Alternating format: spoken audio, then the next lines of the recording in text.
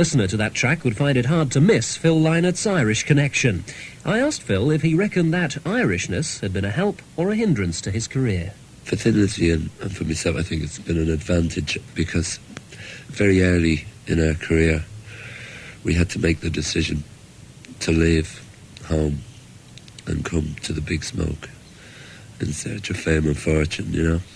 And whereas a lot of bands over here can keep the day job and keep the girlfriend and go home to mum for food whenever they like, you know. I think when you do make that choice, you definitely try a little harder because you're putting it on the line. You were on the line and you had to work very hard in Britain to really fight your way through, didn't you? Slogging up and down the M1, as the legend always goes. Yeah, that's the case. But, you know, I mean, it was good fun. It was about this time that you had the proverbial hit single as well, wasn't it? Whiskey in the Jar. Yeah. Well, we made 2 albums before Decca said, listen, why don't you record a single?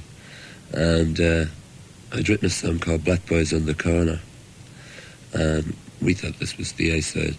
And we were rehearsing one day and we were messing around and I used to do Whiskey in the Jar in the folk circuit at home. And so we were messing around one day doing it, and Ted Carroll, who was the manager at the time, came in and heard us messing around with it. He says, you should do that, you know. So we said, yeah, we'll do it as the flip side of the record because it'll be a good laugh for all our mates back at home. Because when Decca heard it, they went for Whiskey in the Jar and made it, so... Did they want you to make more whiskies in the jars to follow it up? Oh, yeah. Everybody, I mean, everywhere you'd go, especially at home, you go home to Ireland, and they'd say, have you ever heard this song? And somebody would start singing some Irish song to you, you know. You couldn't have a drink anywhere without somebody telling you what you should record next time. And this just made me adamant not to record another traditional Irish. Because at the time, I was trying to write modern Irish songs as opposed to rocking up traditional Irish songs, you know. I mean, this is what made us different, say, from Steel Span or somebody like that.